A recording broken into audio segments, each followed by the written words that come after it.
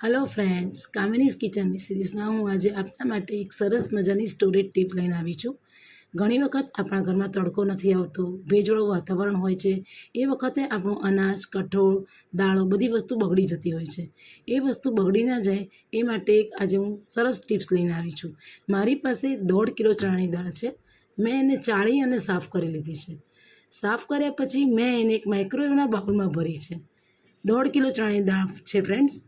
आ दाळने हवे हूँ माइक्रोवेव में गरम करीश अने गरम कर्या पछी बहार तड़का में तमे गरम करो अने दाळ जेटली गरम थाय एटली ज गरम थवा दईश अने पछी तेने स्टोर करवा माटेनी टिप्स बताई रही छूं। जुओ फ्रेंड्स, मैं दाळने माइक्रोवेव में गरम करवा माटे मूकी छे। हवे हूँ माइक्रोवेवने सेट करीश। पहला माइक्रोवेवनुं बटन ऑन करीश, त्यारबाद तेने 3 मिनिट माटे 1 2 3 अने पछी माइक्रोवेवने स्टार्ट करीश। माइक्रोवेव में दाळ गरम थई रही है फ्रेंड्स। આવી જ રીતે તમે બટાકા પૌવાના પૌવા હોય તો એને પણ ગરમ કરી અને સ્ટોર કરી શકો છો।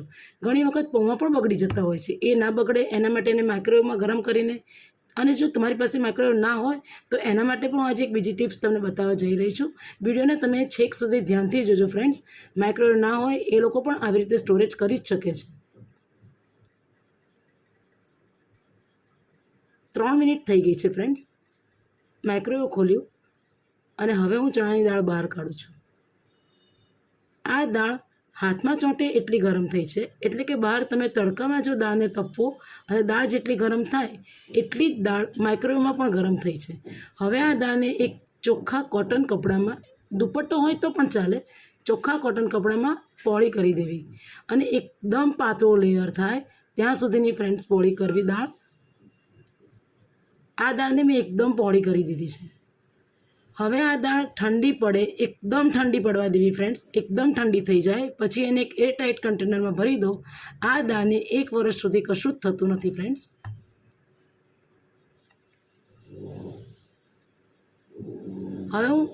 હવે હું તમને આ દાળને ગરમ કરવા માટેની બીજી ટિપ્સ બતાવી રહી છું। જો તમારી પાસે માઇક્રોવેવ ઓવન અવેલેબલ ના હોય તો તમે દાળને એક પેનમાં લઈ લેવી અને એ પેન તમે ગેસ પર મૂકીને પણ ગરમ કરી શકો છો ફ્રેન્ડ્સ। દાળને ગેસ પર ચડાવતા પહેલાં ગેસને એકદમ સ્લો ફ્લેમ પર ચાલુ કરો। એકદમ સ્લો ફ્લેમ રાખવી, નહીંતર દાળ બળી જાય છે ફ્રેન્ડ્સ। અને ગેસ ઉપર મૂકી અને પછી તેને ધીમા તાપે હલાવતા રહેવું, બરાબર હલાવતા રહેવું ફ્રેન્ડ્સ। બિલકુલ એને ચોંટવા દેવી નહીં તો દાળ બગડી જશે ફ્રેન્ડ્સ। ધીમા તાપે હલાવતા હલાવતા જેમ માઇક્રોવેવમાં હાથ ચોંટે એટલી જ ગરમ થાય એટલી જ દાળ ગરમ કરવી અને હલાવતા હલાવતા વચ્ચે જોતા રહેવું કે દાળ ગરમ નથી થઈ ગઈ ને ફ્રેન્ડ્સ। વધારે ગરમ થશે તો પણ દાળનો ટેસ્ટ બગડી જાય છે friends.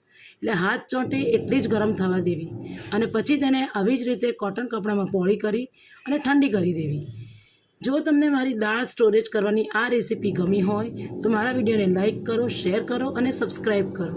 Thank you for watching friends.